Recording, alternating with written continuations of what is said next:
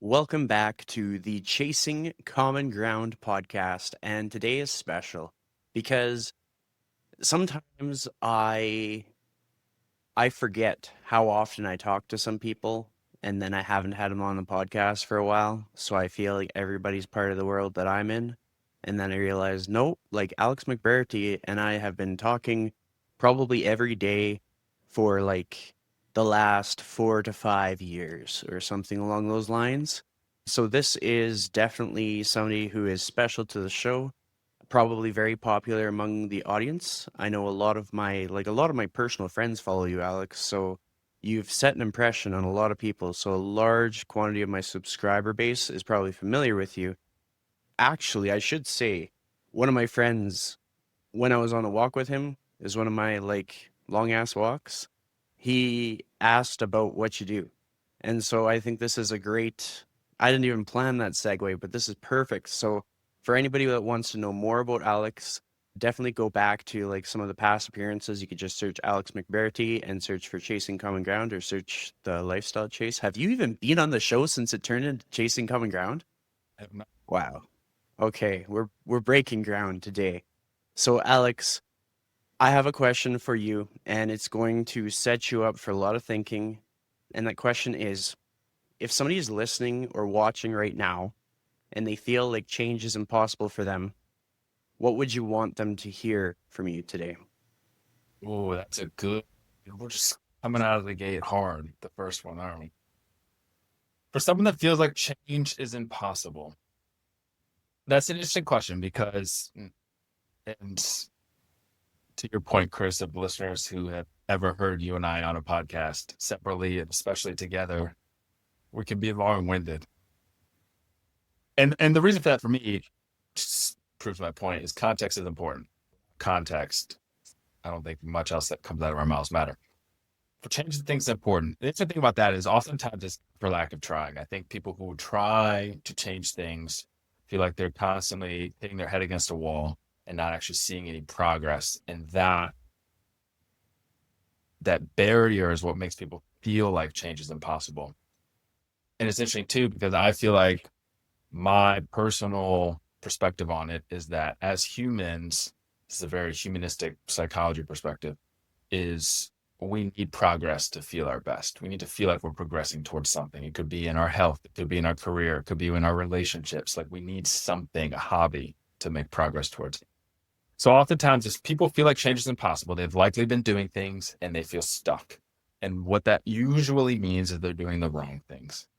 So if you are trying to change, could be anything, not just your health, and you feel like it's impossible, start asking people you trust for their insights and for their advice. This is why coaches are great, because that's what we do. We provide that advice and that insight and that particular problem they're trying to solve to get rid of those barriers.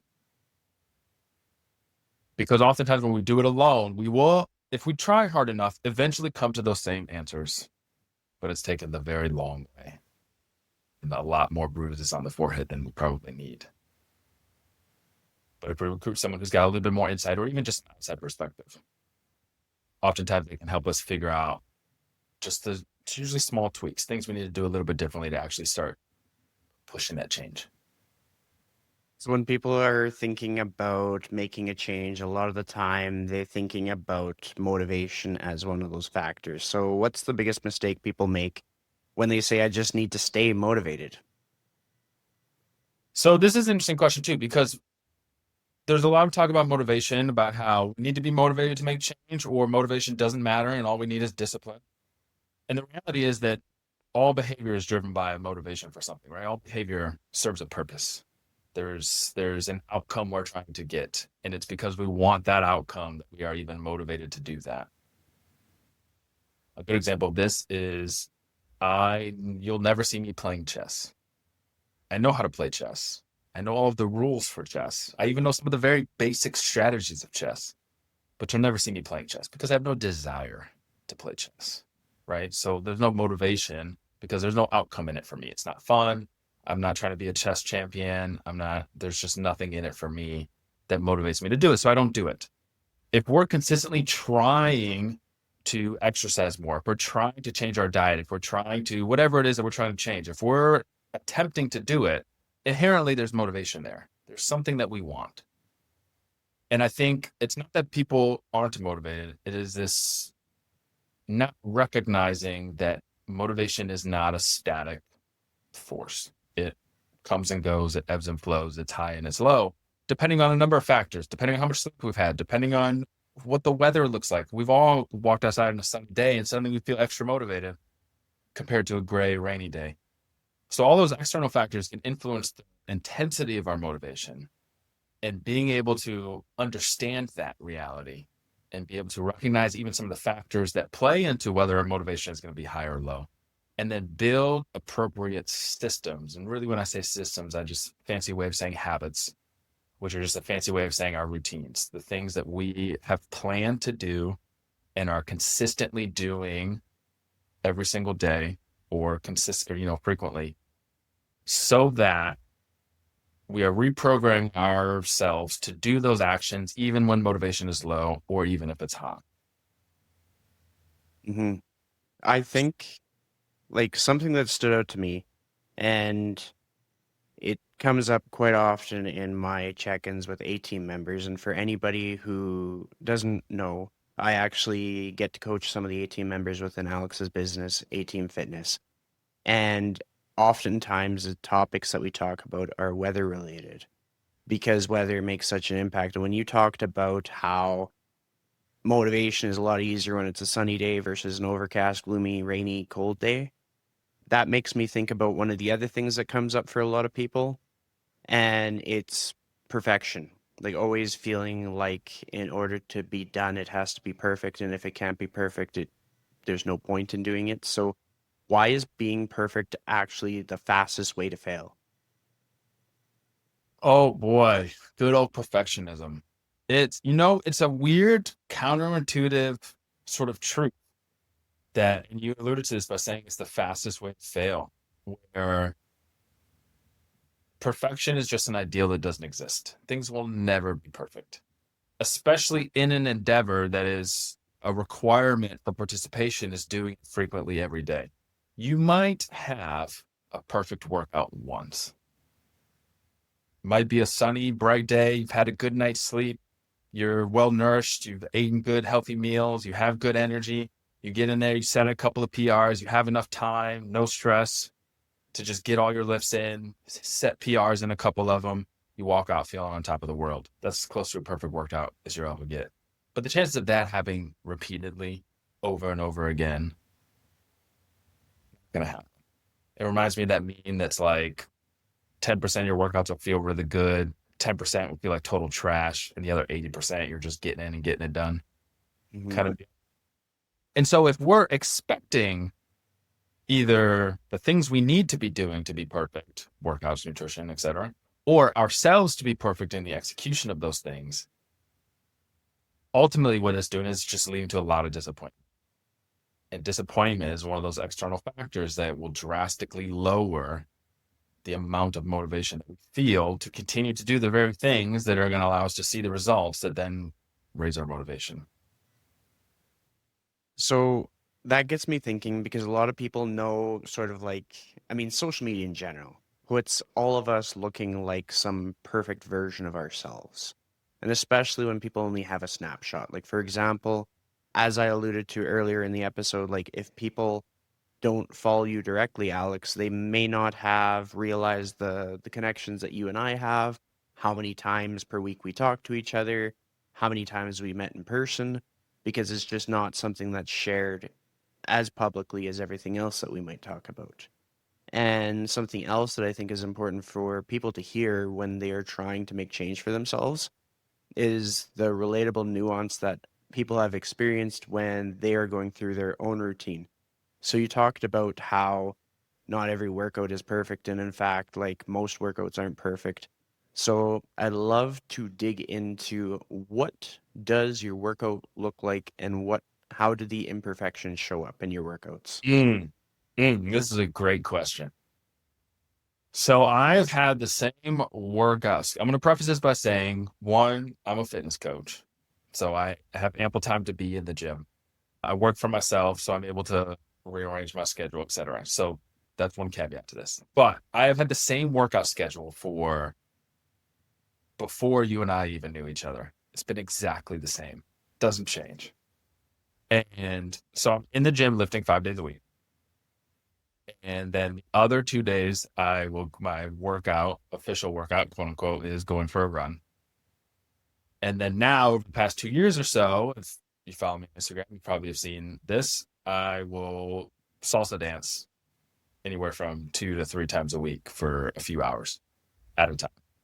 And I don't really consider that my workout, although it could be considered, and a lot of people do. It's just more activity of daily living, kind of like your long ass walks. It's just something you do, right? Yep. Mine are just long ass dance socials. It's the only difference.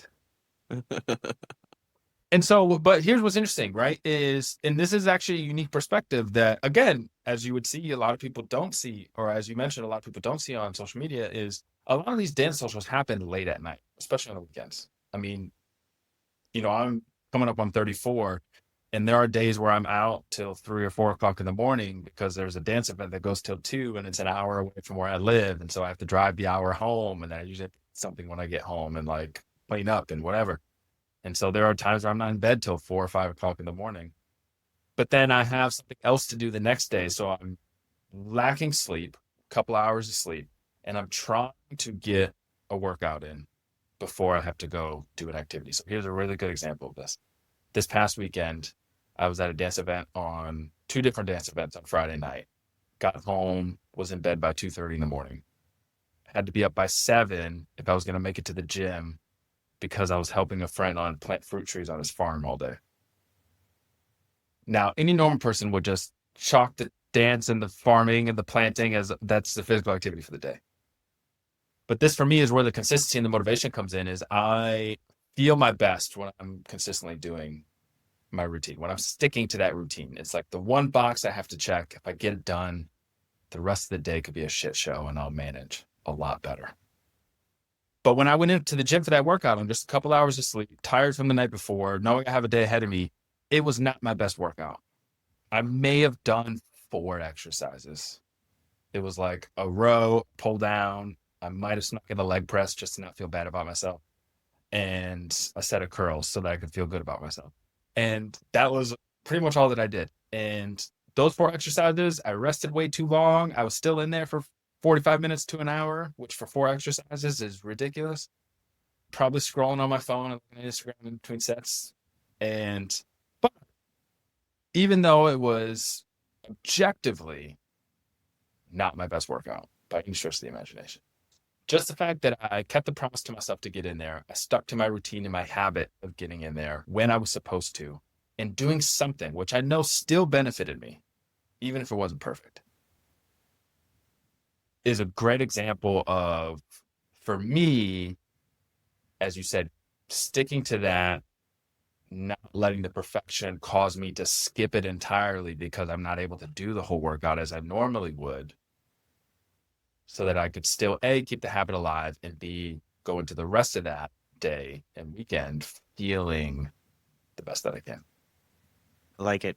And I feel like if we provide the audience with a couple examples, it might give them even more perspective. So what I'll do is I'll kind of share what some of my imperfect workouts look like. Mine, it's easy to describe because it's very clean and clear cut as to how things shake out. One of them being, well, first and foremost, I will admit, like, I leverage walking more than most people. So, like, I'll walk extreme amounts because it increases my activity across the board. And for a lot of people that I've worked with over the years, if I so much as increase their walking, their health markers improve and their mood improves, their everything gets better. And so for somebody to take something simple and adopt that into their life, they're moving in the right direction. And then contextually, how some of my workouts look imperfect, like fairly consistently imperfect workouts, is that the times that I go to jujitsu, I'll always show up before class starts, but I might leave before the end of the hour. Some of that is like logistic time constraints that I just need to get home at a certain time to get ready for some of my meetings or anything else that comes up. And some of that is that it's like an energy output that I know that I can sustain. That if I did more than that, then the level of fatigue that I'd have for the rest of the day might sabotage me. And another example, well, it's two two ways to look at this, because on one hand, if I don't leave the house, I have equipment all over my living room space in my condo, and I'll just crank out a whole bunch of push-ups. And lately I've been doing a lot of RDLs. I don't know what it is about RDLs. I like them. I think it's just because they help with my hips for jujitsu, and they just keep my legs strong in case I feel like I'm fading away. The other thing, and this is like, for me to wrap my head around this has taken me some time because it feels so backwards. And so maybe this is where people will relate. I'll go to one of the gyms that I work out at, and I will do a half-hour workout instead of a 60-minute workout, because in my brain I'm like, no, I have to at least do a 60-minute workout. I should be doing about like 9 or 10 different exercises.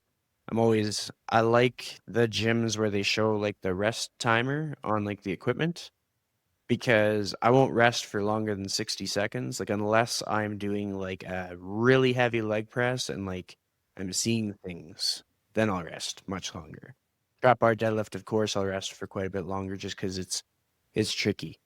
But hopefully people are taking away a snapshot that, like, despite the fact that we help people, we lead the way for what choices that they make in regards to their fitness and nutrition, we give them the strategies and stuff. We're out here being imperfect, but we have ways to predict that progress will be made, and we have ways to predict that if we fell off track, that these specific things that each of us do can get us back on track. Like, to explain that in more detail, if somebody tells me that I have to lose 10 pounds for a jiu-jitsu competition, I know that I can leverage my protein and I can leverage my walking, and I can keep all of my workouts imperfect as long as there's some consistency to those imperfections. And if I just push the envelope with the walking, it doesn't impact my ability to recover. In fact, it in most cases improves it. It also improves my sleep. And then as far as the protein, it's not just like blanket eat more protein. I would say more accurately, I get more dialed in and I'm more specifically actually tracking the protein. Like, I'm like, okay, this food has this many grams of protein at this meal, and then I'm looking at the next meal. And then I'm looking at the end of the day, because I need to forecast I'm going to hit. I usually aim for in excess of 210 grams of protein per day. And for anybody looking to chase after a protein goal, like, your body weight in protein is sufficient, or even 70% of that number. But yeah, it's just that, like, there is more than one way to make your life better. And the way that you do that is going to look different than the way your friend did it. Like, as people can see, Alex and I talk all the time. Our styles are totally different. Our lifestyles are different. The way that when we want to go to bed, how long we want to stay up for. Like, it's when we go to a conference together, we have different bedtimes. Mine's earlier. I guess I'm just trained to just go to bed. But it's just like, this is why personalized coaching makes such a big difference. And this is why I think like strategy sessions are so helpful for people. So now I want to know, what is the most profound moment that you've experienced in the coaching seat when having a strategy session with one of the A team members? Oh wow, that's a that's an interesting question. Okay, while I'm thinking about it, I'm going to backtrack slightly because there's something I wanted to share to give conceptually listeners a more clear idea for maybe how to combat perfection a little bit, because you had sparked this in me when you were talking, so I wanted to make sure I touch on it. I don't know if you and I have ever talked about this before. We may have.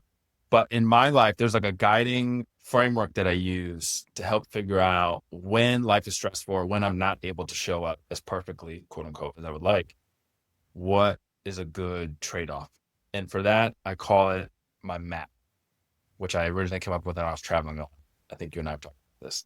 So let's make sure that I go by my map, and that is MAP, and that is an acronym that stands for minimum activity plan. And that's the minimum amount of physical activity or really the minimum amount of any effort towards supporting my health on any particular day that I can do that leaves me feeling like I won that day, like I did what I needed to do. And so for me, that could be a 2 mile run and getting my protein in, which choosing a run means I can do it even when I'm traveling. It doesn't require any equipment, it just requires land, which that has also gotten interesting at times. For others, it could be 10,000 steps. For even others, it could just be sticking to the calorie goal or getting their water in or their protein or whatever it is. And so by defining for yourself what that minimum activity plan, that map is going to be, no matter what circumstances hit you, allow you to then just revert to that as sort of your worst case scenario and still feel good. So make sure you always travel with them. Now I did that to try to think about the answer to this next question. Just have not come up. The most profound. So this is interesting. So, wow. All right, I'm gonna share. It's not. I don't know. It is a specific moment, but I think it's also sort of it has happened in almost everyone that I've worked with inside of our program, and I'm sure you could say the same, Chris, in its own way for each person. Didn't look the same, but I think the meaning behind it was essentially the same, which is, you and I talk often. One of the reasons we get along so well and that we work so well together is we have a similar view of fitness, which is that it is not the end goal. The weight loss, the PRs, the 5Ks, the triathlons, whatever the goal is not the end goal in fitness. It is a means to achieving something else. And usually what that is, it's a means of self-discovery to figure out what's the life we actually want. And then fitness allows us to build the confidence and the capacity to actually go forth and attempt to do the things we actually want to do. And so I think for me, the most profound strategy session moments, coaching calls with our members in the program, comes when they start to put the pieces together for who they want to be. Where they start to acknowledge that maybe they realize they haven't been living in a way that was authentic to them, even though their answer might have been completely different a couple weeks before that, or when they started with us. Or they're expressing that they actually have an interest to pursue something that before they kind of brushed off as not being important. And so seeing someone begin to recognize the person that they want to be, or maybe the person that they hid in some cases for so long, and then start to see their confidence increase to the point where they're actively going out and doing something to build the life that they want, where before they were either incapable because of their health or their physical capacity, or they were scared because of their self-esteem or their lack in confidence, or maybe because just a lack in clarity because they just didn't know.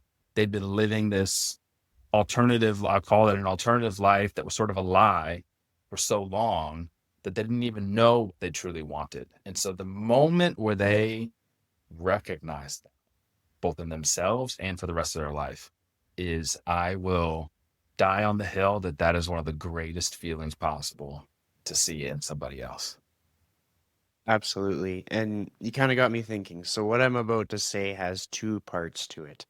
The first part is that as I reflect on the year 2025 so far, every A team member that I've worked with has made travel a big part of their life, which is really cool to think about because I'm like reflecting on each individual and like whether they've already been on trips or whether they're currently on a trip, they're all traveling and they're all connecting and they're all trying new things, whether it's different food or whether it's different experiences, walking in different scenery. Like the number of times they just like text me a picture of like what they're seeing and what they're up to. And it's just like, it is true that there is so much more beyond fitness, like so much more beyond the progress that they be chasing. And even when we are thinking about things that people are going after, things that people almost get like their mind wrapped up around, like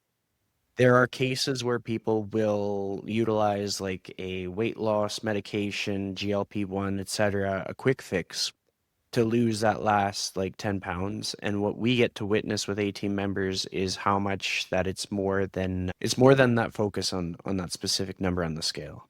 It goes far and beyond that. And so the second piece to this is, how do you know if a client is chasing the wrong goal without even realizing it?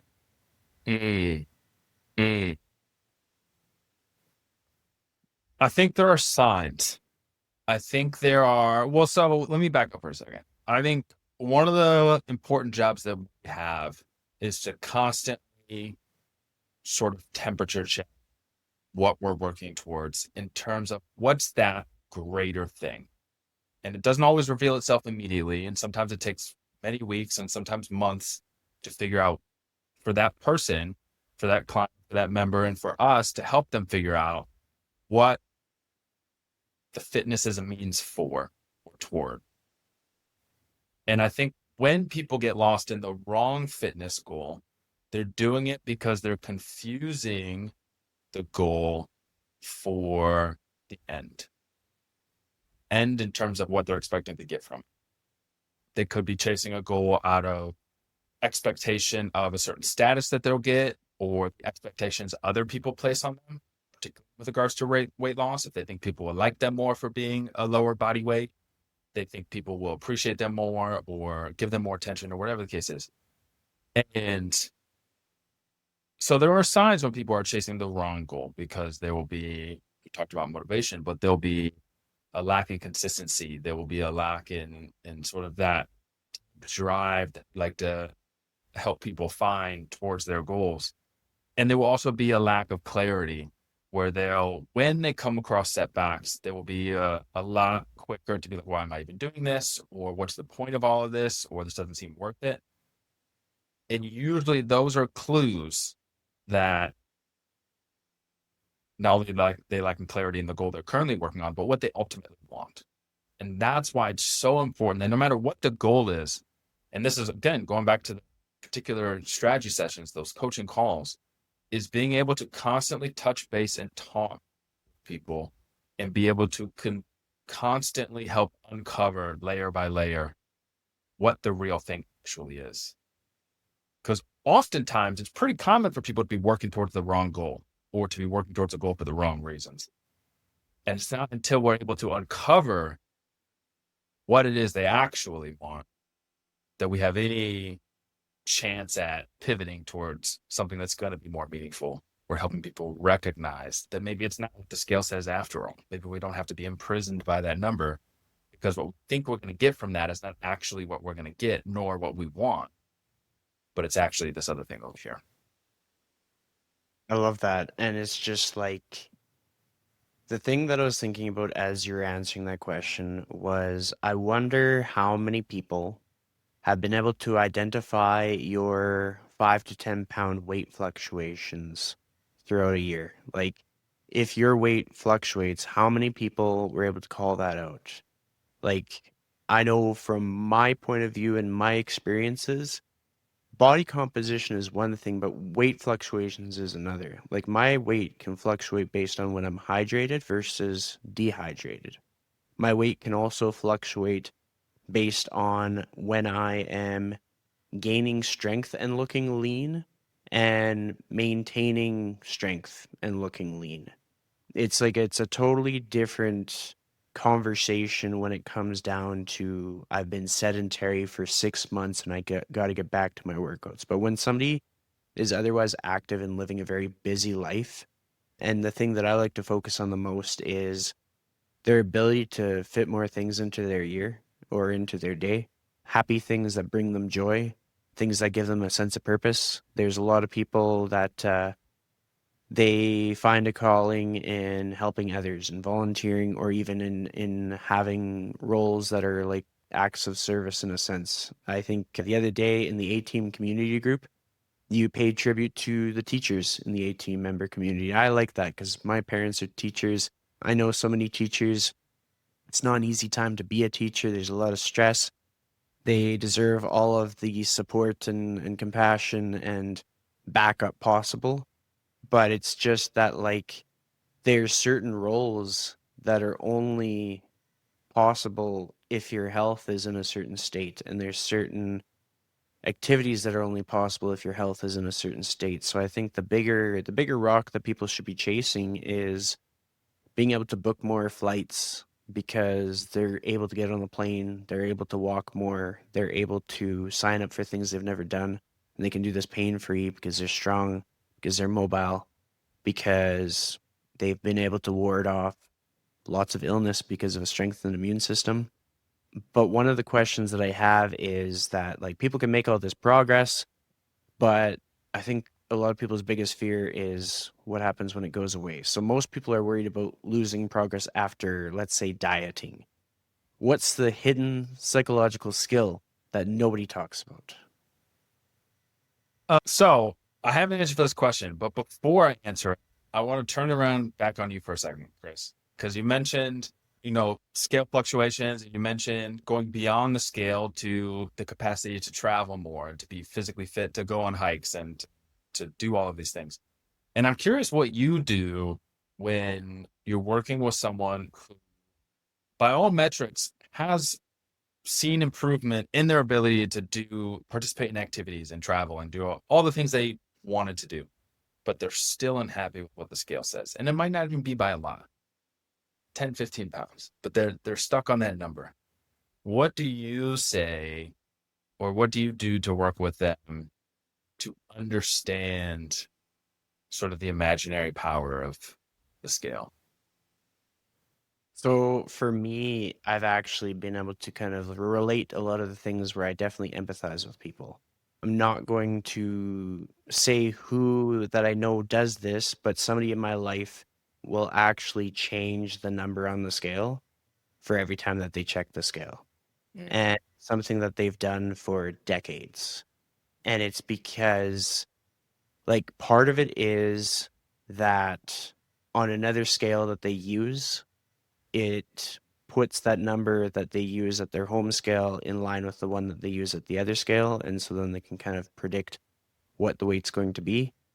But there's a lot of different scales, and you can only be off on so many scales before it becomes sort of like an internal battle sort of thing. So I can completely understand where so much of the focus is on that number.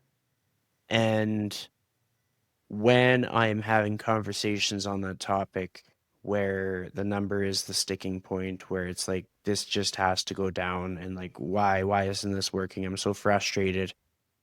I'll help people reflect. And I have a few different things that I do. For myself, every time I'm doing my taxes, it's a great time to reflect on everything that happened in the year prior, because I'm like looking at my past year under a microscope. I'm not currently using an accountant, so I have to be extra thorough. I have to look for all the different things, all the places I went, all that stuff, calculate mileage, etc., etc. And what I love is because I'm so obsessed with my Google Calendar, I can see how many things I packed into a year.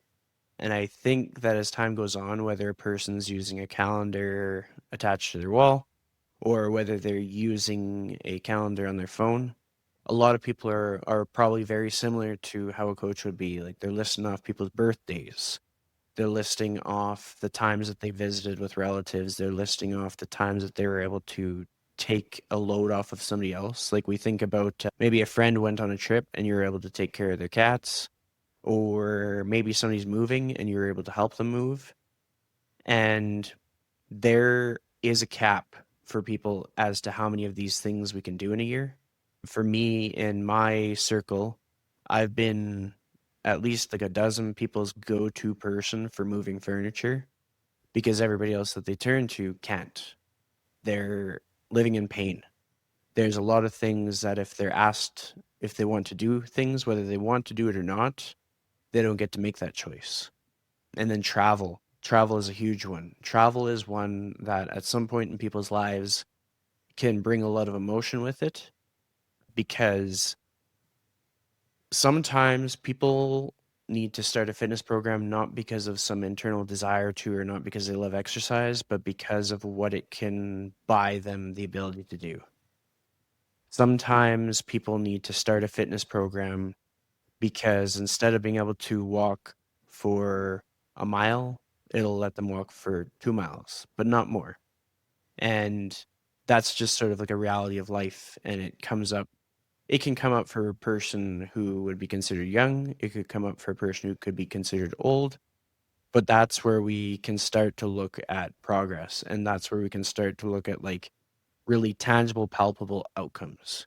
Because whether I calibrate my scale to measure an extra 10 pounds so that I'm like never disappointed when I go to the doctor's office, or whether I use like a different kind of technology to measure my weight, there are so many variables that go into that that have nothing to do with that number that shows up, that when we take the power away from that, it allows it to be less of a focal point in our mind. Because like if somebody was going to go deep into the science of things, like if somebody had allergies and the amount of fluids that they had or just what was going on with their body changed from their norm, their weight would change. But it wouldn't necessarily mean that like their overall strength changed or that their body composition changed, or just their weight changed. And then even just factoring in like water, like how would a competitive fighter be able to do one of those dangerous, not recommended water cuts and lose all that weight, and a person consider that to be like an outcome that they'd want to achieve? Because not even that fighter doesn't want to achieve that. They're doing it almost against their will, and they're doing it so that they can secure a spot with the best possible chance of winning, because of the fear of fighting somebody that's significantly bigger than them. And it's not sustainable. Like most people, when you look at the way that strength and conditioning and performance and nutrition and stuff has evolved, there's a lot of really, really specialized coaches out there who will do everything that they can to help their athletes avoid that protocol, where they will, like, in a lot of cases, and I've had this come up as I was prepping some of my content, a lot of like specialized strength and conditioning coaches and nutrition professionals will actually prescribe more walking. I'm not even joking. It's funny that it came up, and it was just something that came up among a lot of people that were working with people who would fight in the UFC, who were actually they had some skin in the game. They had something to lose if they didn't qualify for the fight. Like it's one thing for me, like something in the masters category, to go to some local meet where if I lose, I lose, if I win, I win, but it doesn't really change anything else in my life. But for some of these athletes, if they win, their spouse never has to work again. If they win, they will never have to worry about paying for their kids' education. Like there's a lot on the line when it comes to like the top tier in certain areas of fitness where you have to be competitive. And so there I went, long-winded answer. But the main thing that I want people to understand is like if you're struggling to distinguish between the value of looking at a weight and the value of looking at your lifestyle experiences, the things that I would say to do is write out 100 things that you did last year, or just do an audit of your calendar. Just like start looking at things that you did so you can really absorb, wow, you did all those things in 1 year. Or look at what you're able to do yesterday. Some people will reach a point where they have to ask other people to do things like mowing their lawn. They'll have to ask other people to do things like buy their groceries. These are things that people, when we talk about ways to get movement that are kind of part of our identity and not necessarily structured fitness, like dancing and walking, the act of getting your own groceries, like going to the store, walking around, parking far away, all that stuff, that's movement that sometimes people take for granted. I mean, I know people personally that live like across the hall that get all their groceries delivered to their door.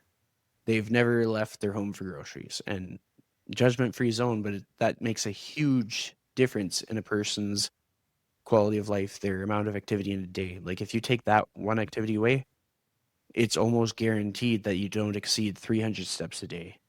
And how that impacts your health is dramatic.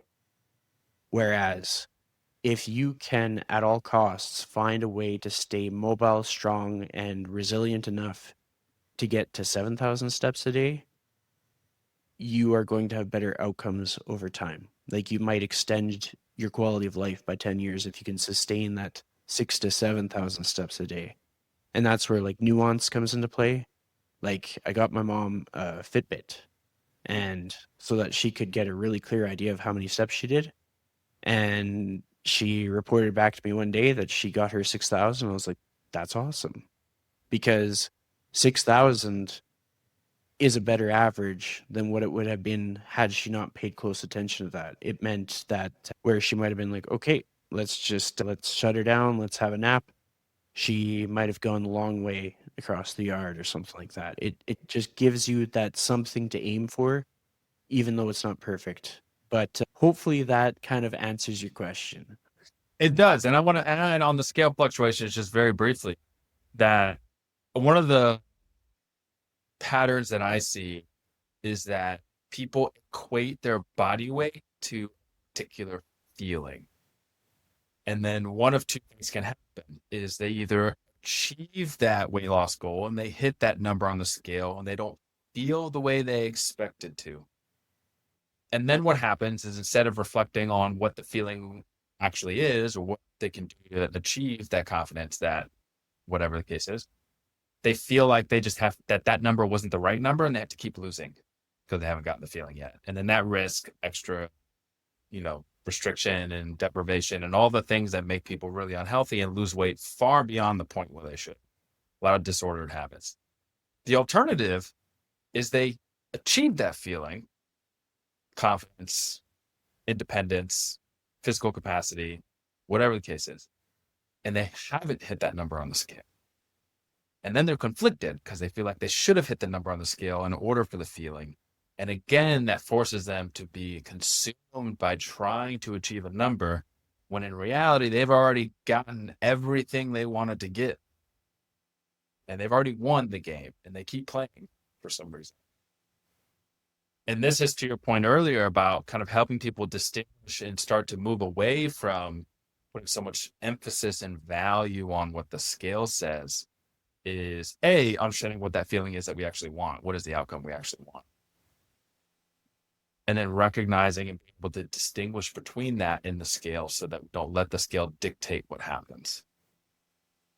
We've already gotten the thing that we want, or so that we work towards the right things. So I think you nailed it.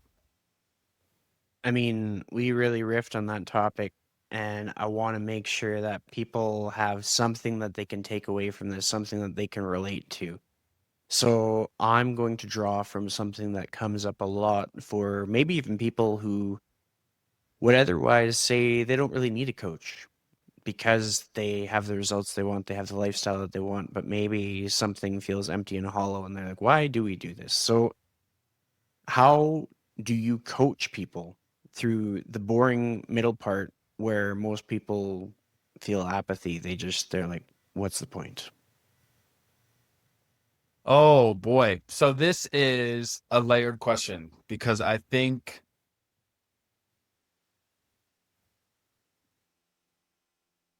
so ultimately I think it boils down to psychological term that I'll break down because we don't need to remember the name of it. Self-efficacy, which for all intents and purposes is our belief in our ability to actually achieve the goals we set for ourselves.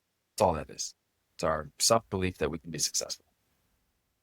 And there's 4 key components to this. One is our past performance. Have we succeeded in the past? A, at this particular activity is helpful, but even if not, other things, have we been successful? Because all of that past performance is evidence that we might be able to succeed again in the future at this or something else.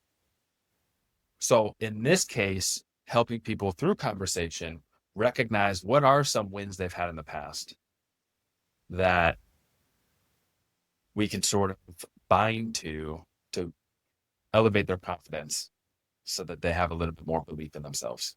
Because that's ultimately what's going to drive them through that sort of, as you mentioned, that middle sort of apathetic, the novelty's worn off. It's not new and exciting anymore. Now it just feels like work, life hits, stress hits. Most people start when it's a relatively calm time in their life. So now things have gotten real and they have to still try to navigate it. And through all of that, if they can believe in themselves, despite all of that, they stand a better chance at keeping them. So past performance is one. Another one is vicarious experience. Do they have either A, good role models, or B, a good community around them? People that are achieving similar goals. This is something we try to do in the A-team community with our internal challenges, try to get people interacting with each other who might be in the exact same spot in their journey, same age, same background, same goals, same struggles, and get them in an environment where they can support each other, but also watch each other succeed. Because we can look at the Instagram influencers who are 5% body fat and their entire job is just working out, looking good. And they're doing probably really extreme shit that we probably shouldn't be doing and for very short periods of time. And they probably don't look like that most of the time. But if we're comparing ourselves to that, it's not going to be motivating. It's going to feel so far out of reach. It's going to feel so beyond what our capabilities are and what's achievable that it's actually going to cause us to be less motivated and less driven to pursue our goals. But if we can be surrounded by people that we can connect with, people that are like our neighbors, that are like our parents, people that we can see ourselves in some way, that can motivate us because then it feels possible, feels real, feels doable. Vicarious experience is the second. Third is encouragement, support, commitment. Because oftentimes in those coaching calls, as we're working through this, my main goal, A, is for them to have a positive interaction with me every single week when they get on their call. That makes them leave believing a little bit more in themselves, having celebrated something that they probably overlooked as a win, calling in past performance. You've already been successful this week doing this thing. And if we can constantly inject that encouragement, that support, and that little bit of positivity, that is often enough to keep people, even in the absence of believing in themselves, if they feel like someone believes in them. We know this through psychology. When there are expectations put on us, we are more likely to live up to those expectations. And so that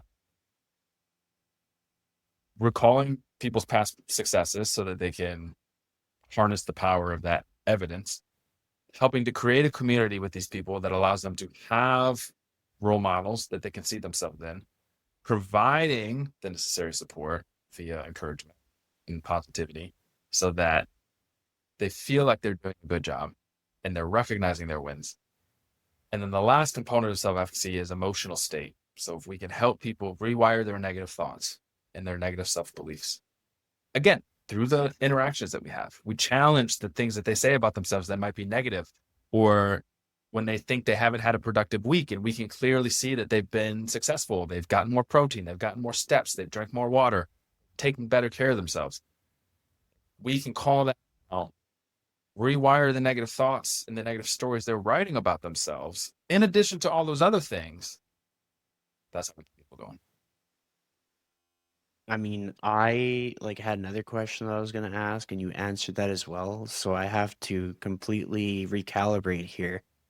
So my next question for you, and this is going to perhaps require some reflection because it's not always easy to identify this point for another person, but why do most people quit when it's finally about to get easier? Mm, mm. Are we talking about that spot where they've been hustling and struggling for so long? They're like right on the cusp of things getting better. Yep. I think I mean, the most obvious answer why they quit before things get easier is they don't have the experience or the self-belief to see that it's about to get easier. And so for them, it reminds me of those graphics that you'll see online about not giving up or whatever, right? And it's like two people in a hole and one person, they're both digging and one person's like twice as far ahead than the other person. And there's like a diamond in the ground or something. And like, they're so close, but they gave up and they're walking away and the other person keeps digging and digging and digging. That's the visual representation of what I'm thinking. Like if you don't know what's on the other side because maybe you've not experienced it, this is one of the, not too far out left field, this is one of the biggest advantages people that have been in shape have over people that have never been in shape is they know what it's like. Yep. when I was, I spent the beginning part of my early adulthood and my entire life overweight. I never knew what it was like to be in shape. I never knew what it was like to run a mile, let alone 3 houses down the road without being completely gassed out of breath. I never knew what it was like to be able to lift my body weight off the ground. And so the experiences that I've had since then with who I am now, if I tried to explain that to who I was, having never had that experience, I wouldn't have known how to conceptualize it in my brain. It just wouldn't have made any sense. And this is why what we just talked about with self-efficacy is so important, and leaning into what people do recognize and what they can conceptualize is that oftentimes if they clearly see what the future holds because of that, they're going to be more likely to quit, even if we see that they're on a good path to getting all the things that they want. Mm-hmm. But this is the biggest thing that, and I've certainly fallen prey to it in the past, as all coaches do, is being able to recognize that the people we're helping can't always conceptualize, like they literally can't fathom way their life is going to look once they achieve their goal. Yep. I mean, that's solid. And like on the topic of that, like something that I reflect on often is how both you and I have a wide array of life experience, the different paths that we had before we went into the industry, the different seasons that we've gone through within the industry. Like each of us has evolved. Like we've sort of showed up differently. We've gained confidence in certain areas. We've developed certain areas. We've refined ourselves. We've tried different things. We've gone through different life things. There's a lot of things that shape us, but it also allows us to create different scenarios for people to kind of see what we're talking about when it's like, okay, just keep going. And I'll use one of the examples that is the most easiest for me to think about when I'm trying to help somebody overcome something where they feel like they're just running out of patience, they're running out of resources, they're running out of like ways to get to where they want to be in life. And I've found I've gotten way better at reflecting over the last few years. I'll full disclosure, I use ChatGPT sometimes to just kind of like it almost acts as a way of like hearing what I say through a different lens. Being able to, it would be the same as journaling and then reading what you journaled and then maybe doing like bullet points based on that as to how that made you feel or what you could do about certain bullet points, etc. But the process that I've gone through is like full disclosure. I went into the fitness industry after a breakup and I thought that immediately I would find a new relationship. And despite the fact that I've had lots of great moments and met lots of great people, here I am, still a bachelor. And this isn't something that I talk about often because I don't want people to take it the wrong way where it seems like I'm being impatient or hasty or anything like that. But obviously, my podcast is a pretty safe space because the people who have made it this far are fairly invested in me as a person. But the way that I think about this, if somebody is listening and they're frustrated with where they're at and they're doing absolutely everything, and like they might even be doing everything better than most people that they know, but they're still frustrated, they're not making that progress. I feel that. I experience that sometimes.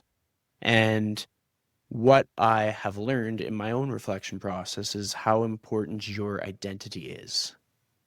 Because the thing that stands out when I'm going through my reflection process is what kind of a person I've become through this journey. And like, damn, does that make me feel good?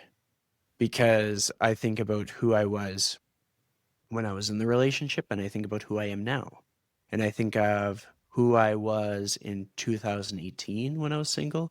And I think about who I am in 2025 when I'm single. And then all of a sudden, it's no longer a matter of like single versus in a relationship. It's more of a matter of like, wow, I have evolved so much in this period of time when so many people that I know have stayed virtually the same. And I have given myself more opportunities than anybody else could ever give me. Like, I have equipped myself to do more things in life than any individual in the world could. And it came with a lot of teamwork, it came with a lot of friendships, it came with a lot of connections and life lessons and support and stuff like that. But it's just when I look at it that way, then I'm like, wow. And so then for a person who has hit, maybe it's a plateau, maybe they're just frustrated, maybe things go up, down, but never feeling like they're winning and that the lights are going off and it's a big celebration. They're lacking, they're missing. It's time to kind of look at like what kind of a person you are. Because when someone is that aware where they are in life, be willing to bet they're incredibly compassionate and supportive of others, be willing to bet that they care how well they understand things, and as a result, they've understand things at a higher level than they ever thought possible. We think about people who hop on to a call for the very first time with an online coach, and their knowledge base on nutrition is probably sub baseline. Like they're still thinking about superfood being superfood. Whereas when they've been in the program for a while, they understand that it's more about having more servings of fruit and vegetables. Like it's not so much as one food item is going to save everything and the other food item is going to absolutely destroy you and give you all kinds of chronic disease. It's much more nuanced than that.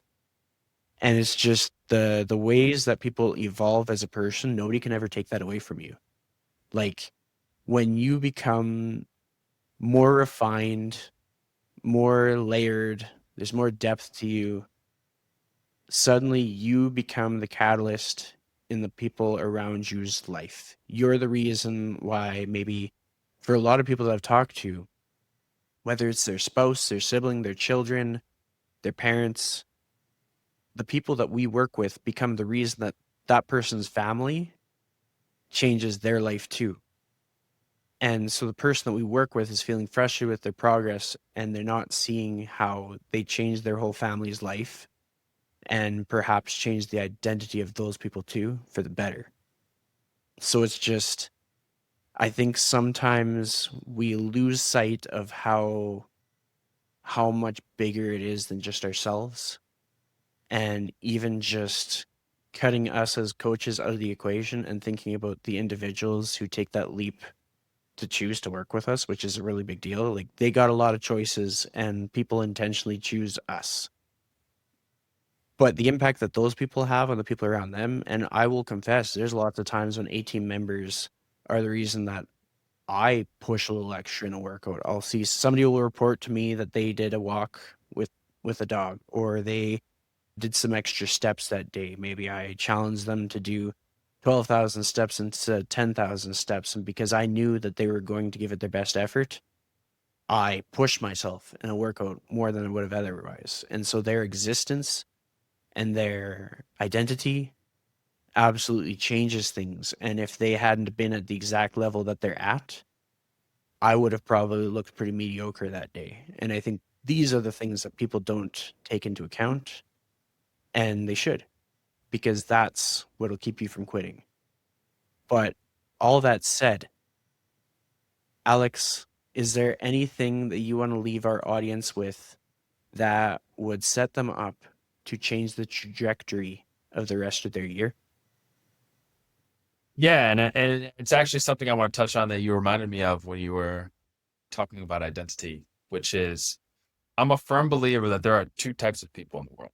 There are people that walk into a room and absorb the energy, and there are people that walk into a room and they're able to transform. And the people that are in the latter category are the ones who are plugged into who they authentically want to be. They are very clear on what their identity is and that they're making progress towards becoming a more realized version of that, whether it's in their health, their relationships, their career, all of those things combined. And when you're able to step into that identity, that's when you become a person, as you said, that can walk into a room, transform the energy, and start to make other people believe that maybe there's also something more for them too. And I say all of this from experience. Again, for those who may be listening and don't know my story, I was overweight throughout my entire childhood. And I remember as a teenager in high school hating who I was. And I kid you not, I would have traded just about anything, including limbs, to trade places with other people that I thought were more popular, more charismatic, had more than me, more athletic, whatever the case is. And my entire mission in my adult life has been to become the very person I would have admired most when I was that kid that was unhappy. And that has allowed me, as you said, in much of your experiences, getting to the sort of the highest version of you today than you've ever been. And when you get to that highest version of you, that's when you become the person that makes others believe that it's possible. Because you're not impacted by the energy of the room. You're the one transforming it. And that is the through line through which fitness allows us to discover. That's powerful. And we're just going to end it there. Thank you, Alex, for coming back on the show. Appreciate you as always, buddy.